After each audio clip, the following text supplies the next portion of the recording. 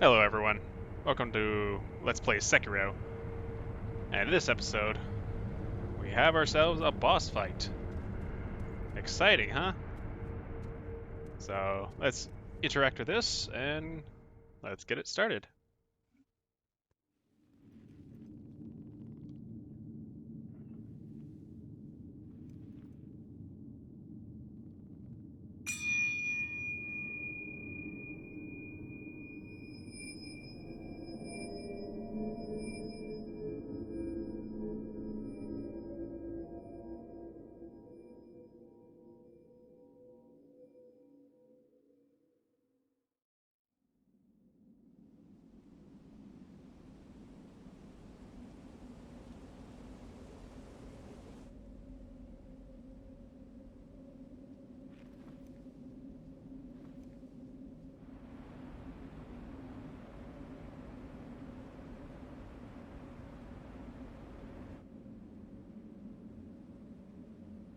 Three monkeys. One of the panels is empty.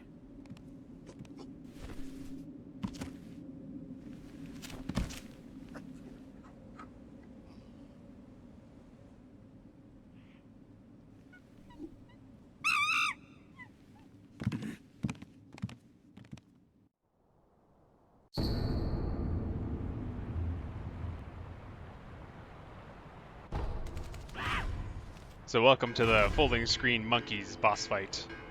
I say boss fight, it definitely isn't your traditional one.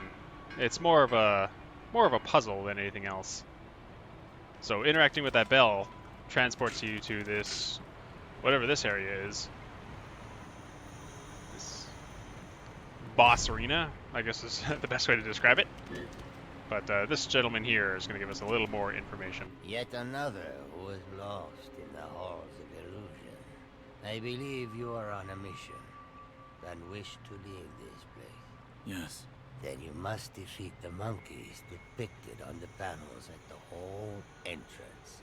Once you have done so, the divine child's voice will reach you. The monkey in the purple kimono is the seeing monkey. He has excellent eyesight, can see great distances, and is very attentive. If he spots you, he will run immediately. He is exceedingly timid. The monkey in the orange kimono is the speaking monkey. While he does not have particularly good eyesight or hearing, he makes a big fuss when he sees a threat, causing all the other monkeys to run. Or perhaps he merely enjoys toying with humans. The monkey in the green kimono is the hearing monkey. He has excellent hearing, can hear across great distances, and is very attentive. He will generally run away the moment he hears you coming, making it hard to approach. He is exceedingly timid. I do not wish to leave the halls of illusion.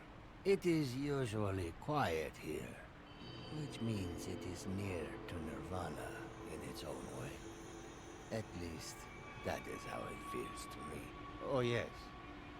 By the way, there was once someone who, like you, was on a mission. I believe he chased the monkeys for a while, but everything here eventually went silent. I pray that you succeed. So that's him basically informing you can't just chase down the monkeys for the most part. We're going to use our scope here, and there's two of them start on this middle tree area. But as we slowly, if we try to get close to them, they take off. So what you want to do is immediately after they take off, head over to this big bell as this hearing monkey is going to position himself right in front of it, and ringing that bell will cause him to go deaf briefly. And that's how you get the hearing monkey. And you can kind of see the aura of You can see monkeys off in the distance. You can see they kind of glow a little bit and leave different types of footsteps to give you an idea where they've gone. But since one of the monkeys jumped up on top of this roof here, we're going to try and just see if we can sneak. So we're crouching around, taking his back way, but yeah, he immediately sees us even though he doesn't have line of sight. That's just how good his hearing is, I guess. So we just have to figure out, this is where the gimmick of this fight goes, is that you need to exploit their weaknesses. So I almost got him there, but not quite. So that note goes, you let some wind in here, and it's gonna blow the lights out, all the candles in this room. And it's gonna make it go pitch black. So now that this door is open, it's pitch black, and the howling wind makes it so the monkeys are not gonna be able to hear us as well. So I think a good course of action will be to attempt to lead some of those monkeys into that room. So now, unfortunately, I lost track of one of them. The one I chased out of this room. I'm not quite sure where he went. He may have dropped back down into the room. Let's take a look here. No, those are old steps, but something I want to note, that you notice how those steps, those footprints just disappeared. And if you're listening carefully, you can hear something, and those are brand new footsteps right there. So there's an invisible monkey following you around at all times. One of the 4 ones. Generally, he's the last one you're gonna find. You're gonna find kill the other 3 monkeys, and then that guy's gonna usually drive you nuts. Like, you just drives so many players nuts because he's literally invisible. So there's 2 monkeys left. One jumped up on the roof on the right, and we can follow these flaming footprints to follow one of them. And thankfully he's right here. That was the one that didn't have... That was the alert monkey, where he didn't have good vision or hearing, but he alerts the other monkeys, so that's why I was able to essentially just walk up right beside him like that. So the last monkey is the one with the great hearing and the great vision. And if you're wondering why all these curse monkeys are following me around, every time he spots you, 2 of them spawn. So I try to use some Gatchin Sugar to boost my stealth, but it does work, but you cannot be facing him. You have to approach him from behind. But thankfully, I got him running towards that room that is both dark and deafening.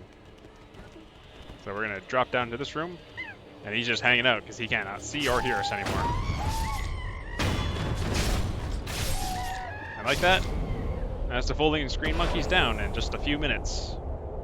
Hopefully I saved you from just running in circles for a few hours like a lot of players have done.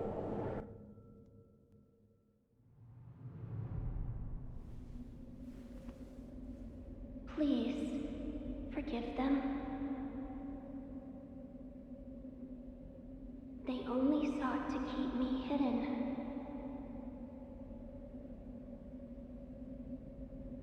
However, it seems it was not meant to be.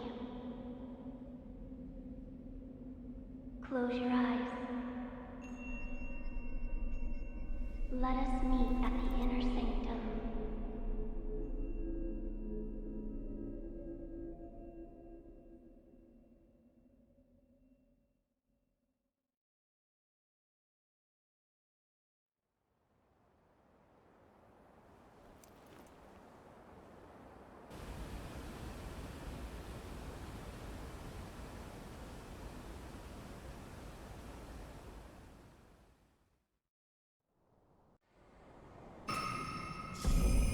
And that's another boss fight down. Yeah, the game, this is a mandatory boss fight, even though it's pretty gimmicky.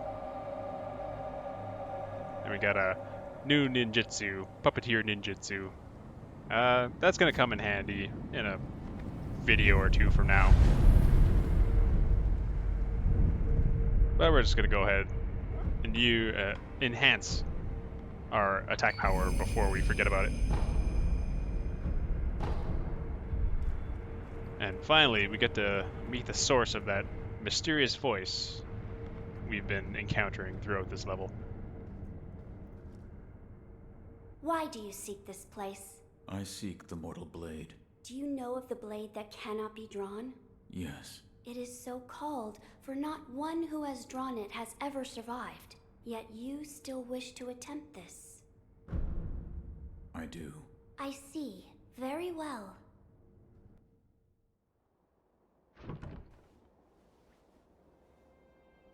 If you are prepared, you may gaze upon the blade.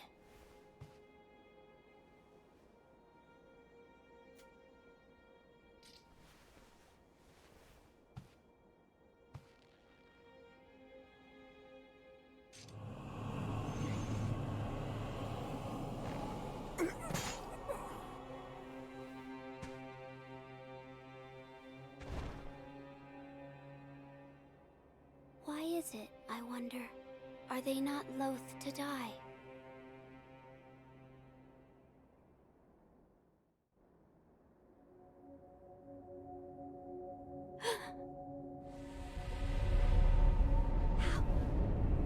How are you?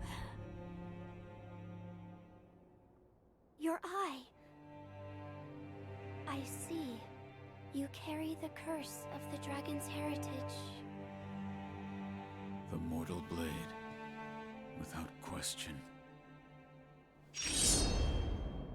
I accept its power.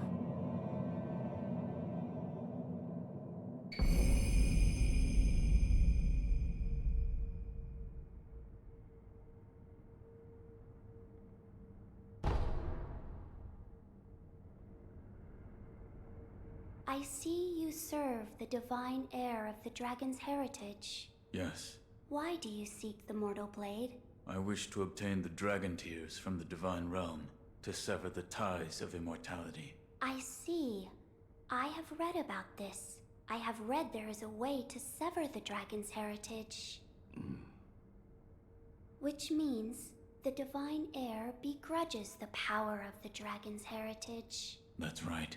How strange fate can be. I am one of the children of the rejuvenating waters, created by those who would stop at nothing to achieve immortality. My false dragon's blood was created by man. Children? So there are many of you. I am the only one who survived the process. The others are laid to rest here. I see. I do not know if it is right to sever the ties of immortality, but the dragon's heritage undeniably corrupts the lives of men, and I share the heir's feelings about that truth. Shinobi of the divine heir, I have decided to assist you. Please, hold out your hand. What? Bless us with bountiful harvest. This is... rice? There you are. Rice is a precious thing. It tastes better the more you eat it, and restores one's vigor. Shinobi of the divine heir, you are welcome here. I apologize. Shinobi of the divine heir, the rice is not yet ready for harvest. I shall give you more when the harvest is complete. Farewell, Shinobi of the divine heir. May the harvest be plentiful wherever your path may lead. So, the Mortal Blade. This is the third and final item we need to help Lord Kuro. The game doesn't tell you, but it gives you a new combat art called Mortal Draw. So we're just gonna head over here, test it out.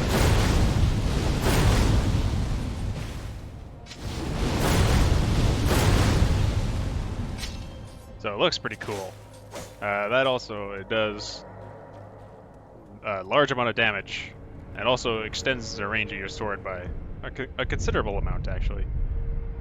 So I'm sure that's going to come in handy. But I think that's it for another episode. So thanks for tuning in, and I'll see you next time.